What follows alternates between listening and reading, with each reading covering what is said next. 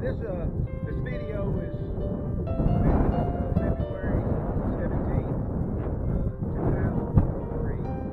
Tomorrow will be my grandmother's 117th birthday.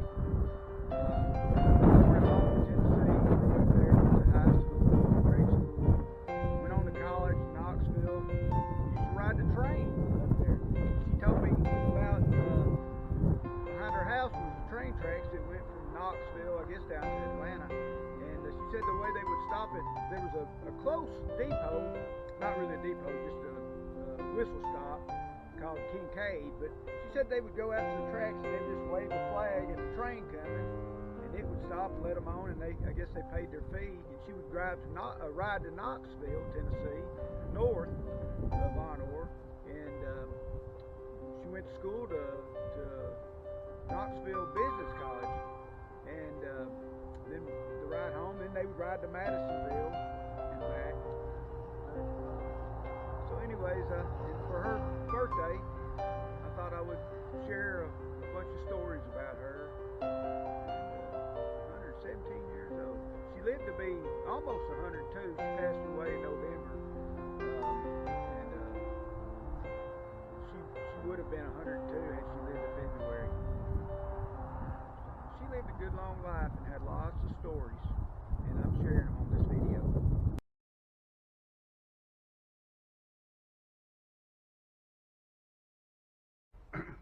This is my grandmother's 1966 Plymouth Fury.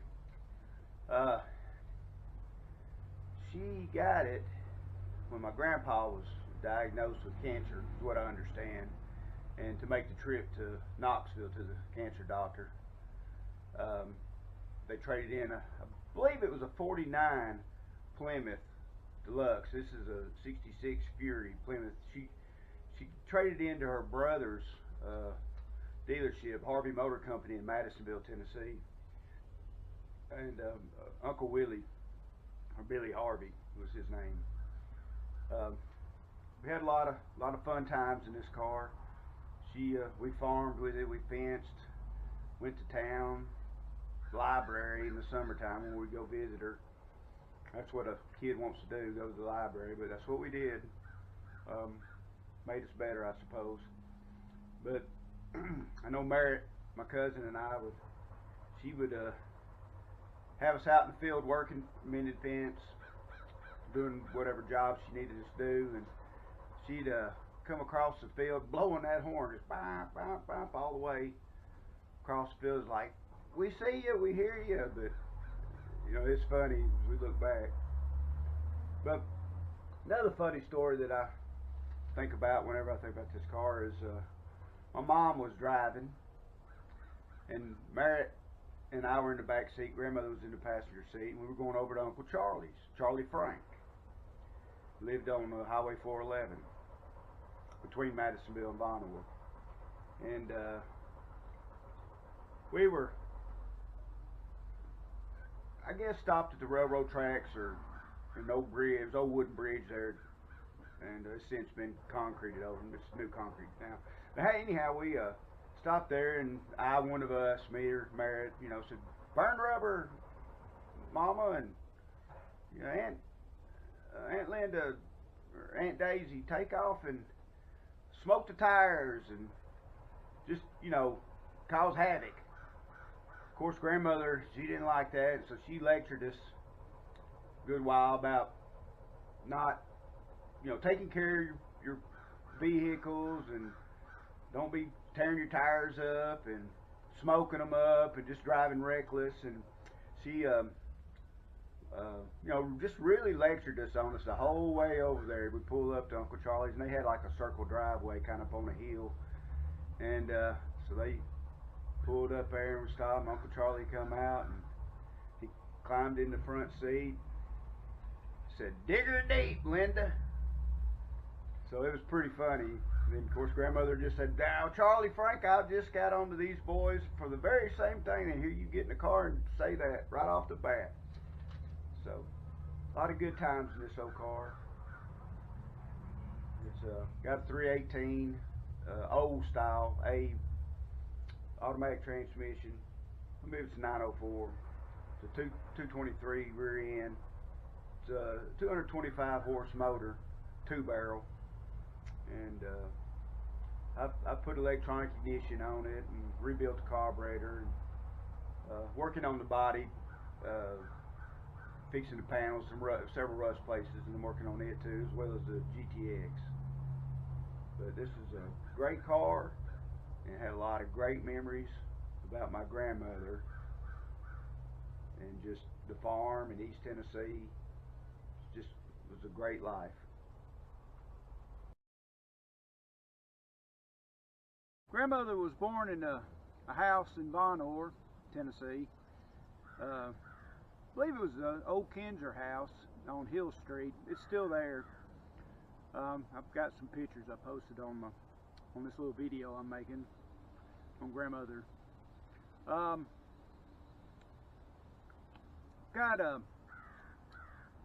She went to school in Von Orr. I've got a copy of her 1921 and 22 report card, and she did a lot better than I did. Probably applied herself a little more, but she lived in Von Orr, and then they moved out to a house on Island Creek, and out across from Aunt Merble's house, and that house is still standing. I'll tell a story about roasting chestnuts a little later on in this video. It was at that house. And that house was built facing the railroad tracks, facing the creek. And then when they built Highway 411, what she told me was they turned the facade of the house around, put the front on the back and the back on the front, so now it's facing 411, which it still is today. The old chestnut tree's gone. I guess the blight took it out. But then the house in Von Orr on Hill Street, got a story about some bushwhackers. I believe that was the location of it, and that was their Kinzer house.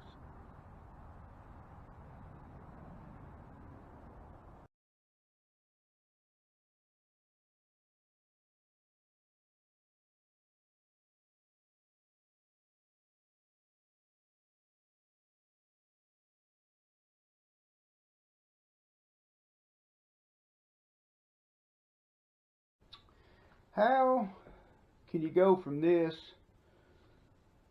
clothing, old clothes, to a quilt? Well, my grandmother told me a story of long ago that her grandmother made a quilt out of some old clothing, and she gave me the old quilt.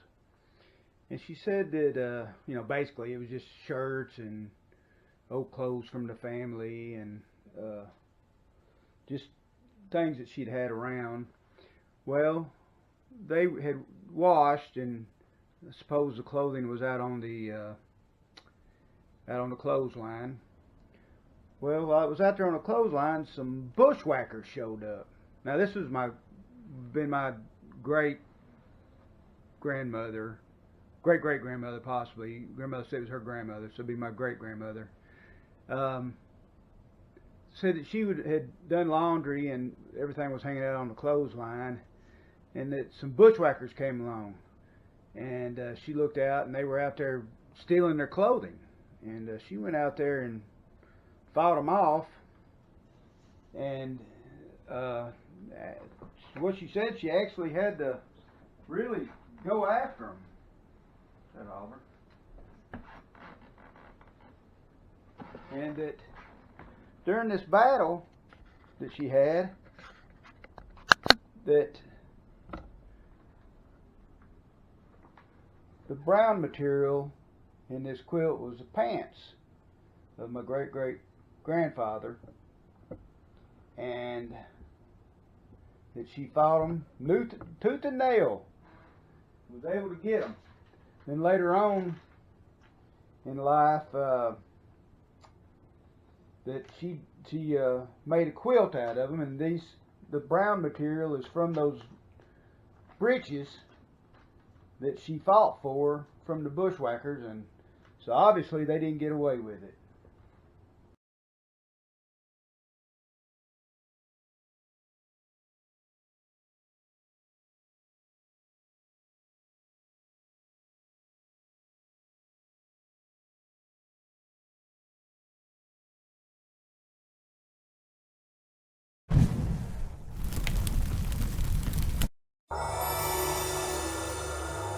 In the 1930s, the American chestnut tree was attacked by a blight that would eventually kill practically every American chestnut tree in the United States.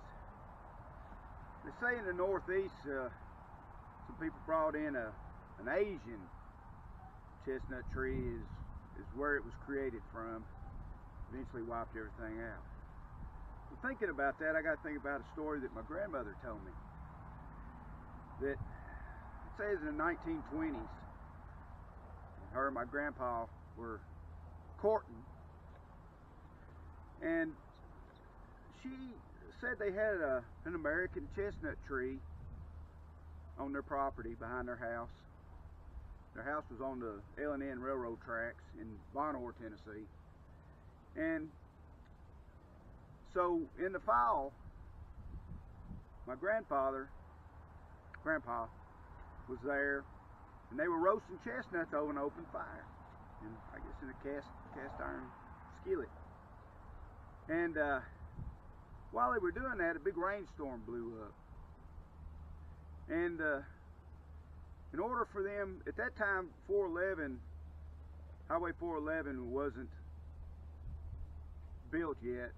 So the way they did, their house faced the railroad tracks, and so you had to go down across the railroad tracks and then ford a creek and up the other side of the creek to the Slag Road. And then my grandpa would make his way home on Lakeside in the old Model T. The grandma said they had roasted chestnuts and all, and I guess it started to get dark, so Grandpa had to get home. So she said that her and Aunt Marble, maybe Aunt Mary Lee, were out back, see you later. And he left in that old Model T. He had to go down across the railroad tracks and then on down and ford the creek, Island Creek. So he forded Island Creek. Well, they never saw him come up the other side. So I can imagine what's going on? So they walked down there, and Grandpa was in the middle of the creek. The creek had swollen because of the rainstorm. And Grandmother said, "What are you doing?" Car sitting in the middle of the creek, water rushing by. He said, "I'm eating chestnuts. Do you want some?" Well, he ended up, what happened, the car had flooded out because of the high water. So her dad had to get his team of draft animals. I can't remember if she told me they were horses or mules, but she called them by name, and I wished I could remember the names, but I just can't. And so I imagine he threw him a rope, and Grandpa was able to tie around the bumper some way where he could pull him out. So he had to let the car dry out at my grandmother's home. So he had to spend the night. Well, I guess at that time maybe the extra room, they didn't want to have a courting individual there, so he got to spend the night out in the woodshed. And then the next day, she said the car started and he was on his way back home. I always thought that was a great story.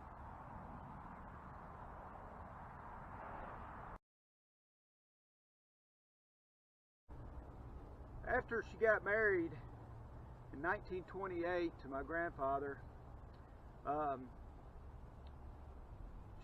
she would move to the farm.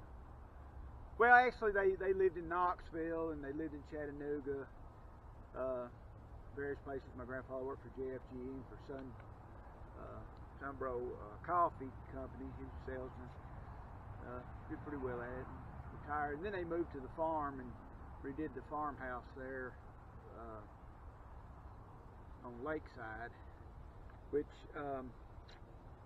when my great-grandfather, he built it, William Lafayette Brakebill, and he Floyd, I understand Floyd Kirkpatrick, cousin, built the house. And when my great-grandfather was trying to decide what he wanted, they went and visited all kinds of houses and stuff, and I don't know if that was horseback. It was 1910, so around 1910, so probably possibly car. But they went and visited a bunch of different places, and the story was that grandmother told me was that Floyd Kirkpatrick said they'd looked at so many houses and I guess was so indecisive, couldn't figure out what to do, what not to do, and finally Floyd says, "I've got a headache, I know what you want," and that's what he built, the house that grandmother's house, what we always call grandmother's house, on Lakeside Drive on the farm.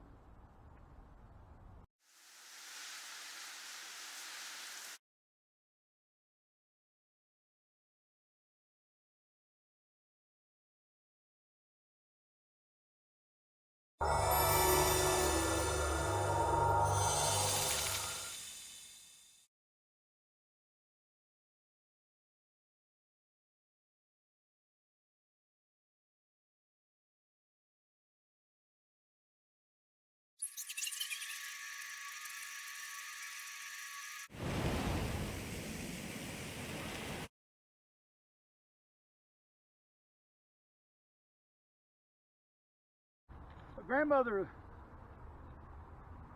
from the time I remember, they lived in the house on the farm on Lakeside Drive, and that house was built by my great-grandfather William Lafayette Brakebill. And the story that I remember was that when they lived in a log home behind where this house sits now. And I'll tell something about the log house. But the house that grandmother lived in was built around 1910, and William Brakebill, my great-grandfather, was going to build a house, and his cousin, or Floyd Kirkpatrick, my cousin, is the one that built it, from what I understand. So my great-grandfather, he was taking him around all over East Tennessee looking for the house that he wanted, trying to decide what how he wanted it and whatnot. And they visited so many that, what I understand is Floyd Kirkpatrick said, "I'm getting a headache looking at all these houses and all this stuff." Says, "I know exactly what you want, and I'll build it." And he built it, and that's the house that it's on Lakeside Drive. Now behind that house was the old log home, and it was either the Boyd's home or the Klein's home is when it built it. It was a log structure. It had it was 2 stories, had 2 doors entering, left and right. And then it had a kitchen off to the side. Kitchen was gone, but the cornerstones are still there. So I'm pretty sure I know where it's at. And I've got a picture of the Brakebill family. And that was before my grandfather was born. He was born in 1904, so it was a little bit before that. But anyhow, that home was with the land, and it stood, I mean, when I was back in the early 70s, the story that I remember was grandmother had gone out to the mailbox to get her mail. And while she was out there, a gentleman pulled up, and I believe his name was Cook, Mr. Cook, pulled up and was interested in buying those logs. So in the mail that day, it just happened that she had received her land tax bill. And so Mr. Cook said, you know, what would you take for those logs? Are you interested in selling them? And she looked at that bill, and she looked at him, and she said, I'll take this amount of money. And she did. And the logs have been reconstructed. There's a winery out in Madisonville. My mom and I went out there and toured it, and I could identify some of the logs from the picture that I had and what I kind of remember as a child. But pretty interesting. I don't think anybody knew that she had done that.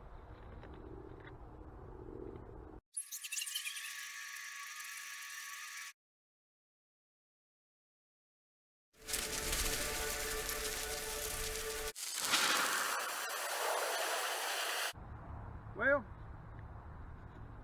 several years ago I was working at Ellington Agriculture Center, and they had some Century Farm signs there. And I was telling the fellow that worked there about my grandmother's home was a Century Farm. And so he gave me a sign, and Merritt and I made a little stand for it, and we fixed it up for her over there. But then some years back, my mom, she had the farm registered as a centennial farm. My great-grandfather bought the farm in 1895. And well, here a train in the background. I'm gonna have just started off with the train. This story about grandmother on her birthday. So